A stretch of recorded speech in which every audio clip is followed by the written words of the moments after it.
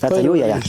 Одоо би энэ ч одоо олон миний цугаар шатдаг нэвтрэл байлаа. Чиний нэвтрэл болж байгаа. Уухаараа асуулт хариулт байна. Тэний зарим нугасаа хаснаа. Яг та дараа бичлэгийн үлдэх юм чи.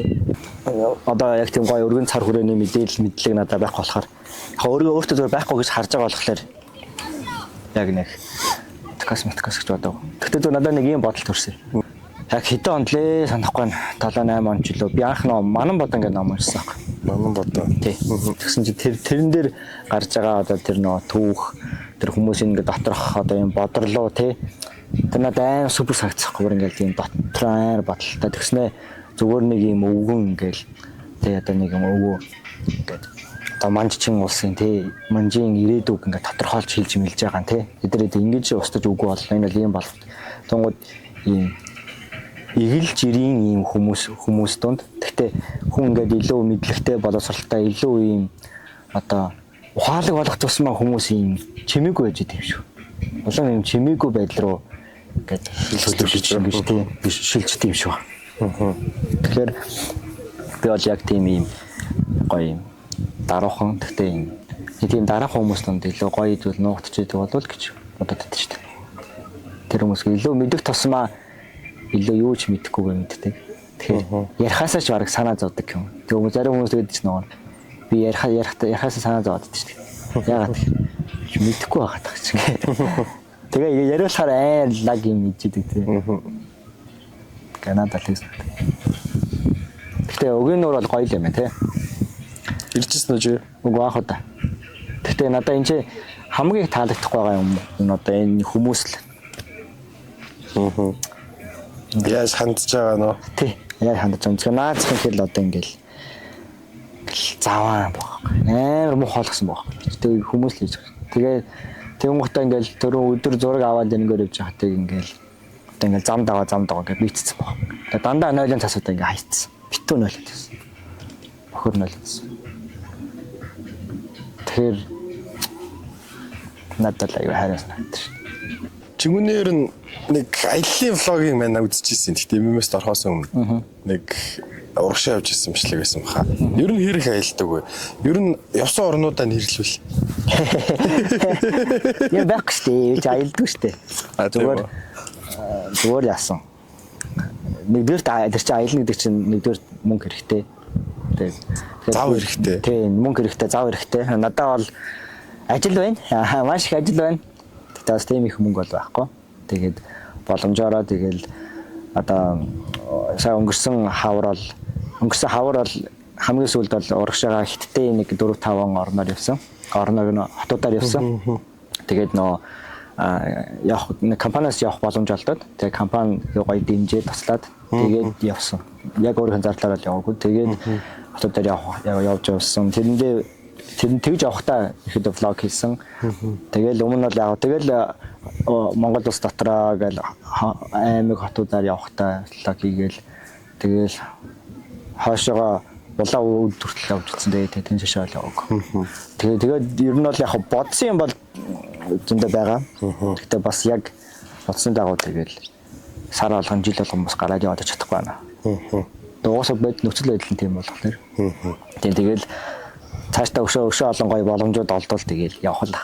Ямартаж ер нь бол аялын влогийг болохоор ингэж бодсон.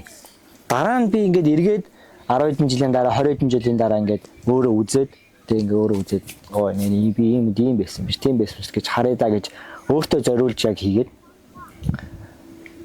тэгжсэн. Тэгсэн чинь одоо яг тэр зорилго маань ч сайн гоё санагдсан. Тэгэхээр одоо манай хүүхдүүд ингээд үзээд and happy ах.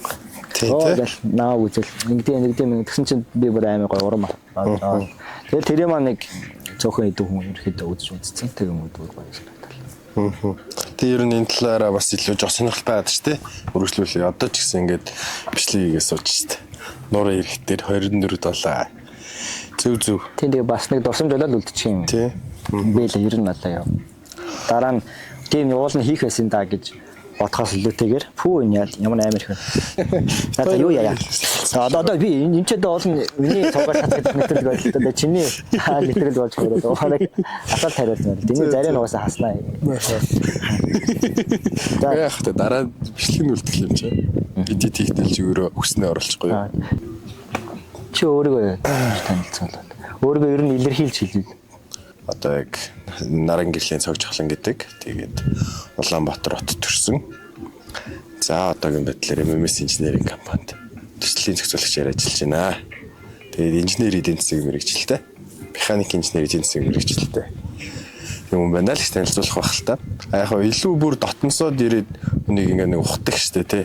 Тэгээд ирвэл болоо өөр юм надад бас ярих баг. Чи энэ өгөөнүүд дээр хэд удаа ирж? Мань ирж ирсэн үү? Ер нь бол 10 жил ахтаач ирж ирсэн.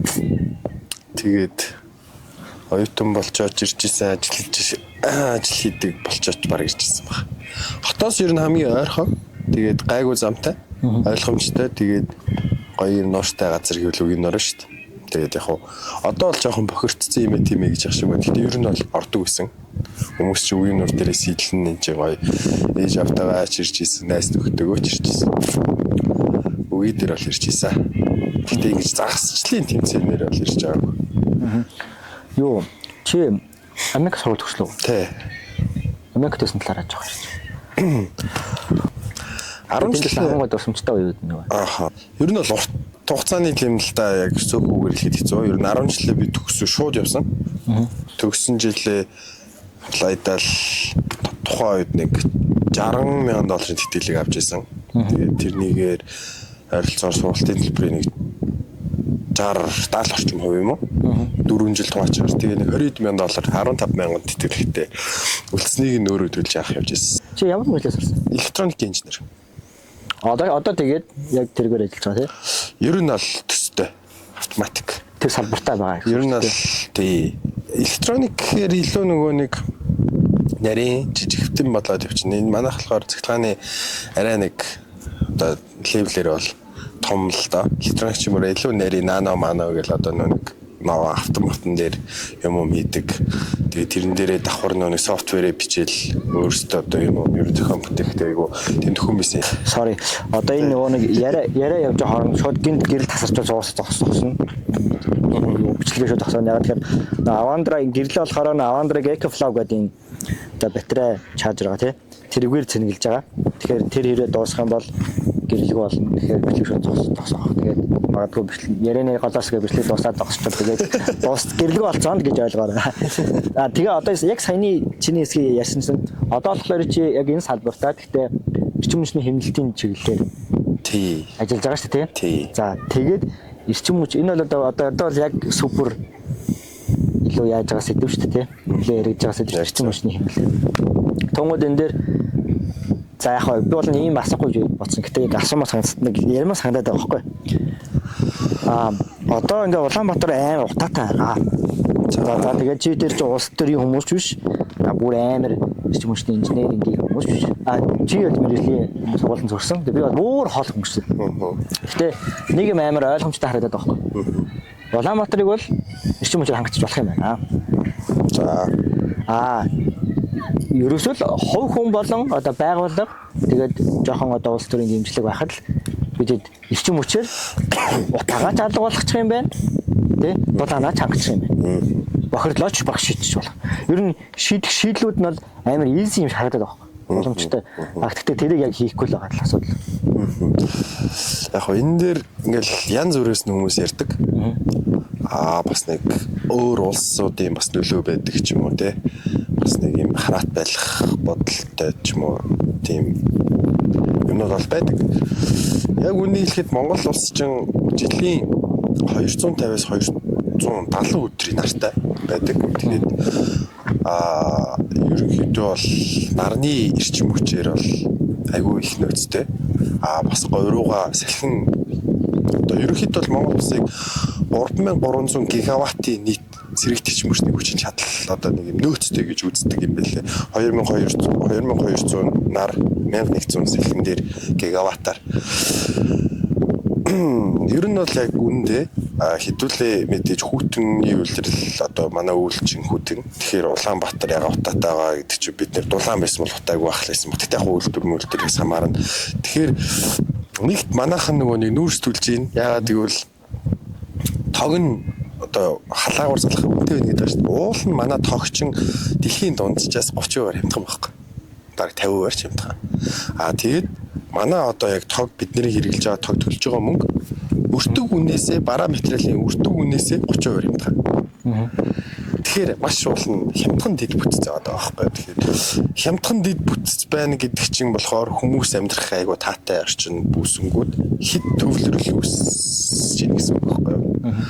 Одоо бараг хотын зах махаар 100,000 төгрөг чинь нэг юм жижиг өөрөө 200,000 төгрөг мөнгө л түрээслэл амжирчдаг шүү дээ. Тэгэхээр тэр бол яг уу илүү надад нэг тийм утаа бохирдол одоо төвчрээд нэрстэй жоохон нөлөөлж байгаа. Зүгээр чиний яг асуултанд чи хариулвал сэргийт эрчим хүчээр бид нэр нарны цахилгаан станцууд бариад салхины цахилгаан яг байгаа л та нэг 20 мегаватт 30 мегаватт гэдэл байд.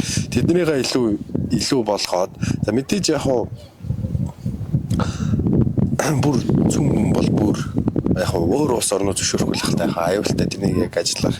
Тиймэрхүү атомын цахилгаан станцтай жишээлбэл болчих юм бол манайх ямар ч зүйл бүх одоо тогны асуудлаас бүр гараад импортлогч орн болох. Манайх ч Алсын аргаар тав дээр яриад байгаа шүү дээ. Нэгт бид нэр ямар ч байсан нүүрсэн төгөл одоо хэрэглээг багасгана. CO2 ялгаруулахыг буруулнаа. Хоёрт бид нэр импортлогч орн болно. Тэгэхээр бид нарт нөөцн байгаа шийдлүүд нь бай, тоног төхөөрөмжүүд нь яг сэргийт эрчим хүчний анхны хөрөнгө оруулалт жоох өндөр гэдэг. Өртөг өндөртэй. Тэгээ тэр нь өөрөө яг sustainability буюу тогтвортой байдлыг болно гэж байна. Тогтвортой байна гэдэг чинь одоохондоо яг ихэнд жоох илүү төлчий. Тэгтээ явандаа урсгал зарлал маш бага гарна. Чи өөрөө тогтвортой байдлыг. Тэрнтэй адилхан нарны одоо хэрвээ ийм юм руу та хөрөнгө оруулагч бол ихний өндөр нь тодорхой хэмжээнд өндөр. Тэгтээ нарны одоо та панелад системээ бий болгоцсон тохиолдолд та хараат байдлыг одоо тогноос бусдаас хараат байдлыг хална гэсэн. За бид нөгөө нэг өмнөх дүрс дээр нөгөө гэрэлмэнд унтарч магадгүй тэгэхээр шууд дүрс маань зогсон шүү гэдэг жисэн. Тэгээд гэрэлмэн бол унтраагүй бас бидний ашиглаж байсан power bank маань бас унтраагүй юу болсон бэ гэхээр memory маань дүүрээд тэгээд ерөнхийдөө кадр зогссон байгаа. Тэгээд тэрнээс дахиж дүрс бол тохойн одоо тэр golden time-ийн дүрсийг бол авч чадаагүй. За тэгээд одоо юу болж байгаа вэ гэхээр бид MMS гэрийн бүлэнг буюу одоо зөв ажил дээрээ ирсэн байгаа. Тэгээд яриа маань яг дуусаагүй байсан учраас ярианыхаа төгсгөл хэсэг хамгийн чухал хэсгийг одоо ярих гэж байна. За тэгээд бид одоо хамтдаа ажилладаг. За тэгээд өмнөх сэдвээр хэдүүлээ нэг чухал зүйлийг яг чухал нэг сэдвийг яг сөхөд орхисон байгаа. Тэр нь юу гэхээр эрчим хүчний талаар. За тэгээд ESCO төслийн талаар яг цохос дурдаад орхисон байгаа. Тэгээд энэ талаар ерөнхийдөө одоо Монголын сэргийгдэх эрчим хүчний одоо ерөнхий чиг баримжаа тэгээд одоо бид нэр MMS компани буюу бид нар одоо хэрхэн яг энэ одоо сэргээгдэх эрчим хүчээр одоо оролцож ажиллаж байгаа. Тэгээд энэ дэр бидний одоо нийгэмд үзүүлэх нөлөө юу байгаа. За мөн адил бид нар Монголын анхны ногоон барилга гэдэг шүү дээ. Тэгээд энэхүү төсөл нь бол мэдээж одоо байгальд болон хүн дээлтэй ийм төсөл байгаа тий. Тэгээд энэгээрээ бид нар хэрхэн оролцож байгаа энэ талаар одоо чиний үзэл бодол тий бас бидэнд сонирхолтой мэдээлэл байвал бас гоё хүргэж тий.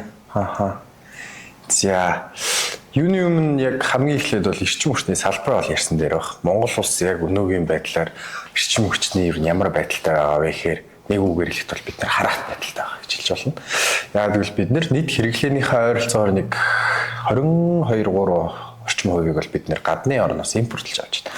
Тэгэхээр өөрсдөө хэрэглээг бид нар 100% үйлдвэрлэж чадахгүй байна гэсэн үг. За энэ бол бас нэг хамгийн том асуудал байна. Тэгэхээр яг манай барилга бол чи сая хэллээ те Монголд баригдсан цор ганц бөгөөд анхны ногоон барилга байгаа. Тэгэхээр бас маш олон шийдлүүд байгаа. Энэ дээр баг хоёлаа тусдаа нэг бүх юмнуудын яриад явуул баг контент хийх хэмжээний юм ярих баг. Эрчим хүчний хэмнэлтийн ESCO төслөөс асуусан те. ESCO төслийг бол маш энгийнээр хэлэх юм бол за хэрэглэгч эрчим хүчний хэмнэлт хийх шаардлагатай санхүүжилт эрчим хүчний хэмнэлт хийх олон аргууд байгаа л та. Сэргээлт эрчим хүч, за хэрэглээг автоматжуулах, за эсвэл илүү өндөр ашигт үлийн коэффициенттэй төхөөрөмжийг солих юм. За тэнгууд эдгээр бүх ерөн шийдлүүд маань анхны хөрөнгө оруулалт маш өндөр байдаг. Тэгэхээр энэ үртгийг бас хэрэглэгч яг бизнес явуулж байгаа бизнес хэрэглэгч өөрөө гаргаад за тэрнийг эргэн төлөгдөх хугацаагаар нь тооцоолж үзэх хүнд. Тэгэхээр эско төсөл ямар боломж олгож байна гэхээр би танд эрчим хүчний хяналт хийгээд өгье. Таны эрчим хүчний хэрэглээг сайжруулад өгье. Гарсан хяналт дээрээ та анхны хөрөнгө оруулалтаа багаар нөхчих. Тэгээ ойрол 102-оос 3-аас 5 жилийн хугацаанд та нөхөд дуусчих юм бол тэрнээс хойш тэр таны хяналт болно. Тэгэхээр хэрэглэгчийн карманаас нэг ч төгрөг гарахгүйгээр эрчим хүчийн сайжруулаад тоон төхөөрөмжийг шинжилээд зэрэг эрчим хүч суйрлуулж өгөөд хариуд нь хэмсэн хяналтээрээ л тэр хүн зээлээ нөхтөлнө гэсэн үг. Тэгэхээр одоо Чингүнийгийн хувьд жишээлбэл чи тогондоо сард сая төгрөг төлдөг гэсэн бол эрчим хүчний хяналт хийгээд чи 700 сая төгрөг төлдөг боллоо. Тэр 300 нь шууд зээл рүү нь явна гэсэн үг. Тэгэхээр та саяыг төлдөөс нь саягаар л төлнө гэсэн үг. Тэгээд тодорхой хугацааны туршид зээлийн эргэн төлөөд үлдсэн хугацаанд таны хяналт болно. Энүүгээр бол ер нь хамгийн давуу талтай төсөл. Эско төсөл. Тэгээ энэ болохоор зөвхөн дан ганц нөө одоо хувь хэрэглэгчдэр биш бүр албан байгууллага дээр яригдах юм бол бүр илүү өгөөж тэрийг дагсан одоо олон боломжууд бол мэдээж бий болж байгаа шүү дээ. Тий. Илүү үнцэнтэй гэсэн үг. Үнцэнтэй хаа.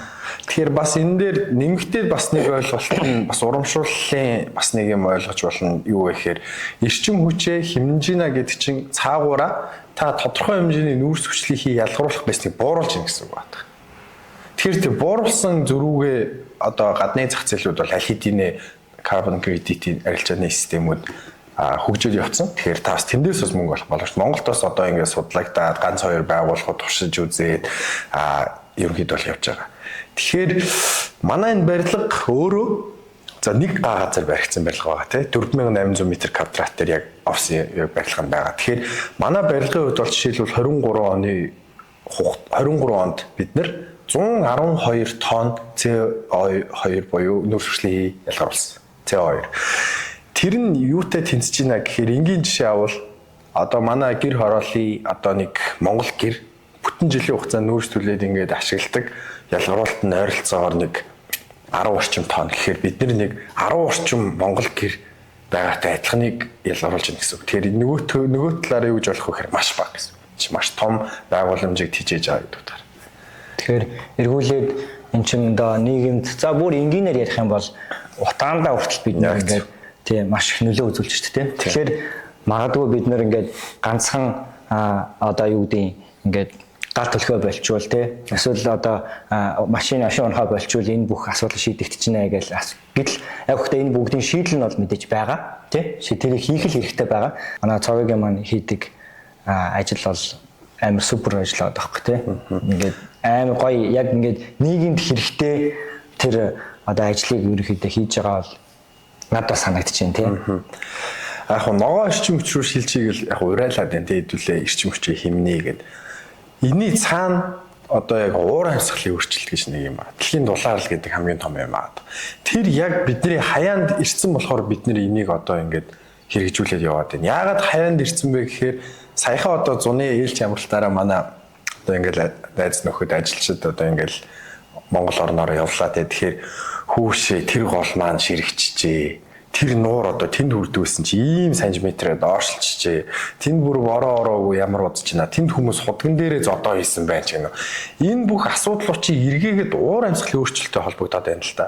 Тэгэхээр бид нэр уур амьсгалын өөрчлөлтийг одоо ингээд одоо л арга хэмжээг авахгүй байх юм бол одоо ирээдүйн хооч үедээ бид нар юу үлдээх үү гэдэг нь аюу аимшигтай. Энийг улс орнууд за тэр тусмаа өндөр хөгжсөн орнууд ухамсарлаад ойлгоод за ер нь бол Киото протоколоос эхэлсэн.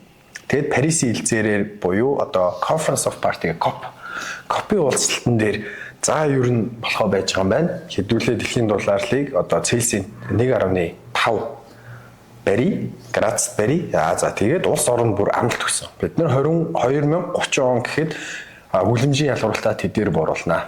Тэдээр сайжруулнаа. Бүгд Монгол орн хүртэл амлалт өгсөн. Бид нар 30 он гэхэд нийт ялгаруулах хэмжээнээсээ 27.4%-аар бууруулна гэж амлалтаа өгсөн байна. Энийн хүрээнд бас айгүй их ажлууд, айгүй их төслүүд хэрэгжиж явж байгаа. Тэгэнгүүт энэ дэр бас нэг биднэрт ямар боломж байна гэхээр бас аюул сонирхолтой. Улс орнууд өндөр хөгжсөн улс орнууд нэгэнт том зах зээлтэй болсон шууд одоо нэг ингийн дор ногоон сэрэгтэрч мөчрө орно гэдэг бол аюул хэцүү. Тэгэхээр тэдний баримталж байгаа бодлого нь юу вэ гэхээр За бид нэр хөгжиж байгаа буурай орнуудад төсөл хэрэгжүүлээд тэр нь яг C2 хэмнээд бид нэр санхүүжүүлээд тэрүүгээрээ бид нэр хэмнэснийг өөр төрөд бүртгэчихье гэсэн ерөнхийдөө бол бас нэг юм барай яваад байна. Тэгэхээр биднэрт ногоон санхүүжилт, ногоон ийм төслүүд дээр хөрөнгө оруулах боломжууд маш их нээгдэж байна гэсэн үг. Тэгэхээр энэ эсрэгээрээ манай Монгол улсын хөгжил ногоо ирээдүйд за эрчим хүчний ийм хэцүү байгаа салбарыг болуулна хөгжүүлэхэд бол аюул том төлөвлөсөн болох бас. Тийм боломжтой байгаа. Тэгэхээр хоёулагийн яриа бол ерөнхийдөө надад аюул сонирхолтой санагдаж байна. Тэгээд бас чиний ярианаас ингээ сонсхолоор бас нэг талдаа ингээд амар хол юм шиг сонсогддог шүү дээ. Ингээд уурын өөрчлөлт тэгэл өнөө маргааш яайтаа гэж яах чинь гээл те. Гэхдээ нэрээ тий одоо тэр асуудлууд тулж ирсэн.